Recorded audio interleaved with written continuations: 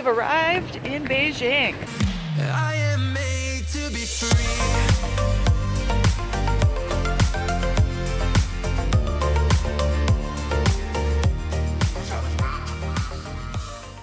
So you find yourself in Beijing and you have 3 days. What's good to do here? Well, there's all the must-sees and must-dos that we're going to check out during our 3 days here in Beijing.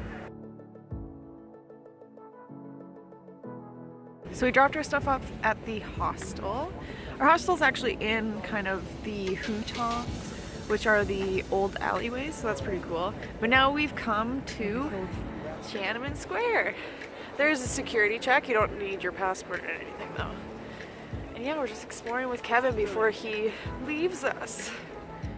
Tiananmen Square, named after the Gate of Heavenly Peace, was designed and built in 1651.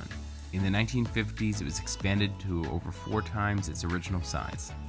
Within the top 10 largest city squares of the world, this square has great historical significance as it's the site of several important events in Chinese history. Tiananmen Square was the site of Mao Zedong's proclamation of the founding of the People's Republic of China in 1949, and famously is the site of the armed suppression of the pro-democracy Tiananmen Square protests in 1989. So we just said goodbye to Kevin now. So now we have 3 days here. We have 3 days, 3 full days in Beijing. And so I want to see all the must-sees. Forbidden City, Great Wall, Mausoleum, Summer Palace, all that stuff. I've been here before, so I'll be the tour guide. Yeah, this is old news for her. This is all new and exciting. It's cold, we're all bundled up. Freezing. Yeah, it's absolutely fucking freezing. We are coming into Beihai Park. It was 5 yuan to get in. There's some attractions that I thought we had to pay for, but apparently we didn't because they're closed or something. Anywho, it looks really nice. I'm really excited to explore. And there's all this water and it looks like there's ice on the water. Proof number 1 that it's cold in Beijing.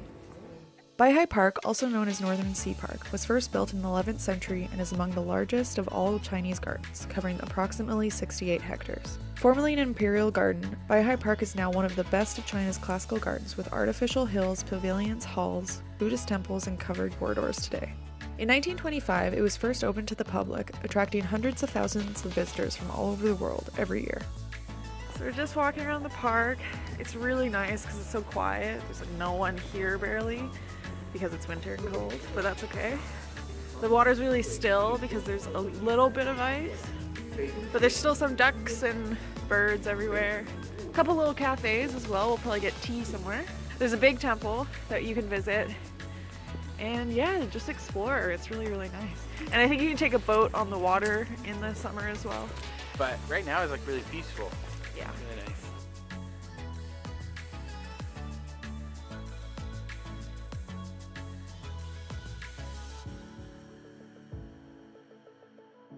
So you do need tickets to go to the temple that's in the middle of the island.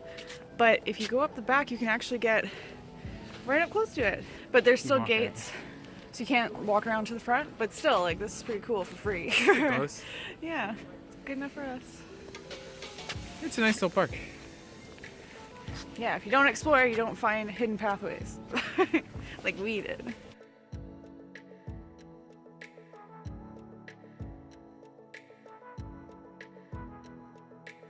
The start of full day 1 here in Beijing, and we're gonna go to the Forbidden City, but it's cold. It's a cold one out there, so instead what we're doing is we got ourselves the metro passes, and that's how we're gonna get around.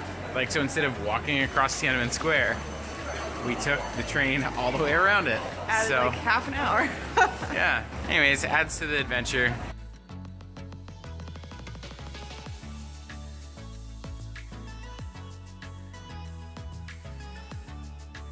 It's so cold. Sitting at the north end of Tiananmen Square, the Forbidden City was the Imperial Palace of China for 492 years, from the Ming Dynasty in 1420 to the end of the Qing Dynasty in 1912. It was named the Forbidden City for the fact that no one could leave or enter the palace without the emperor's permission. It's the largest imperial palace in the world and was home to 24 emperors and their households. In 1912, the Forbidden City was no longer home to the emperor with the abdication of Puyi, the last emperor of China. We're hiding. Yeah, we found some shelter now. It's like a little mini, I don't even know Mini what it's gallery. But it's heated. So we're defrosting. It's really cool so far. We got our automatic audio guides. It's one of those GPS ones that just goes to the Sometimes next works. thing. Well, that's pretty good. The construction of the Grand Palace started in 1406 and took 14 years to build, requiring over 1 million workers to complete. Traditionally, the Forbidden City is divided into two parts.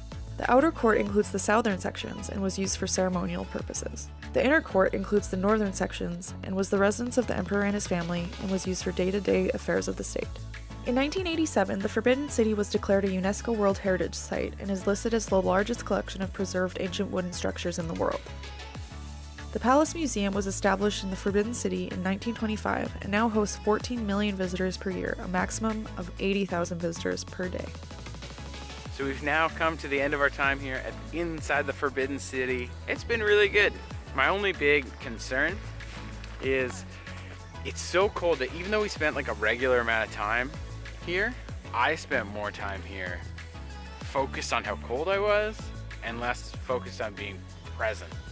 If you know what I mean. Yeah, no, Sam, definitely. So like even just standing here in the sun where it's a little bit warmer and like looking, I'm like, oh man, like it's really pretty, it's really beautiful. But I feel like I've sort of glossed over it because I'm way too focused on being cold, getting to the next gallery that's heated. All right.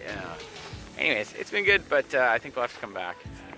It's our last few days, not just in Beijing, but in China. So we've adopted a new food policy because we both enjoyed Chinese food so much, which is essentially eat until it hurts.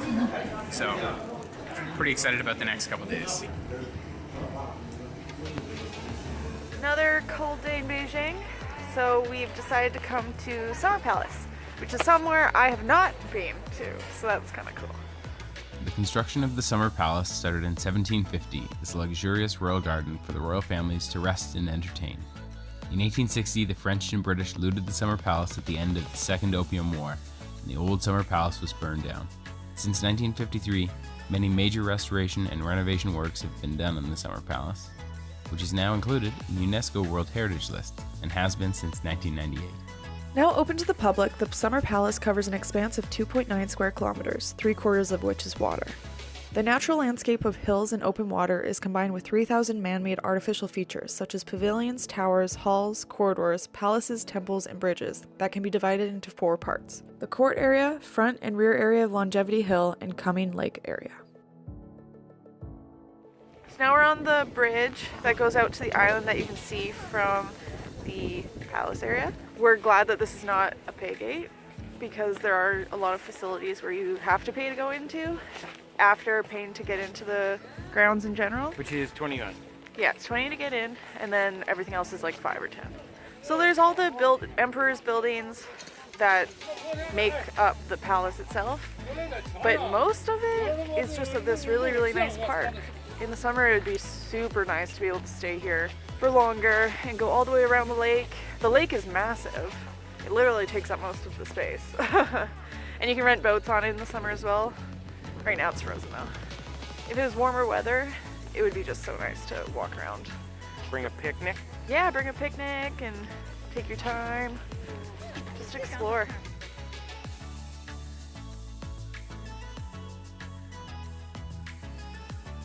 So that's it for us today. We're both pretty tired, so we're gonna go back to the hostel. But it's really nice. It's a nice little park here. I think the cold lends to a little loss of niceness maybe. Yeah, that's it. That's it for us here. Off to snooze. Off to snooze and then more adventures. In food land.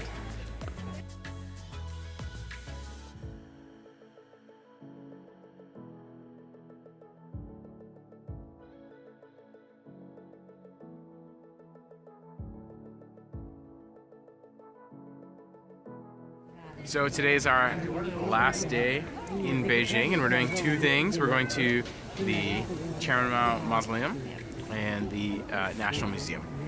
Yep. Both up Tiananmen Square, and that's what we're up to today. Quiet day. Quiet day, short day, last day, sick day. Messy hair and all, here we are at the Chairman Mao Mausoleum here at the south side of Tiananmen Square. So we're just heading in right now. We got to ditch our bags. We had to go through security a couple times, and now we're just walking with the group. You go buy flowers back there. Yeah, interesting. I'm excited. I've never seen anything like this before. 1 minute later, and we're out. Yep. Yeah, they just sort of like shuffle you into the building, single file, and you just kind of like go along around a statue, and then you like get in a room. It looks plastic. Yeah, his face was lit up, so it was glowing orange, which I think it's that color. was weird. But yeah, I don't know. Interesting. I've never seen anything like that in my whole life. Another attraction, another security line. It's long. So yeah, this is a long one. We're headed into the museum right now, just on the east side of Tiananmen Square. That's the National Museum. And it's free. It's Yeah. free, so if we race through it, I don't feel so bad. Flanking the eastern side of Tiananmen Square, the 200,000 square meter National Museum of China is one of the largest museums in the world. And with over 8 million visitors in 2017, the National Museum of China was the second most visited art museum in the world. The building was completed in 1959 as one of the 10 great buildings celebrating the 10-year anniversary of the founding of the People's Republic of China. The museum's 48 exhibition halls cover Chinese history from 1.7 million years ago to the end of the Qing dynasty, and has a permanent collection of over 1 million artifacts, with many precious and rare artifacts not to be found in museums anywhere else in China or the rest of the world. We're finishing up now in the National Museum. The first floor entirely is just a China exhibition, which can be really cool to walk around in and look at. It's all done up really nice, very typical of museums in China so far. Yeah, it's really nice. Nothing's in English though. Yeah, there's no English at all. So it makes it quick, I guess, to like walk around. But then the second and third floor are back to being like proper museums. Old money and art and figures. Still not as much history as I was hoping / expecting though. It's just like an artifact Yeah. exhibit, and it's not like a history museum. But we're done in here now. If not, cut a little short because I have manfluenza. So that's what we did in our 3 days in Beijing.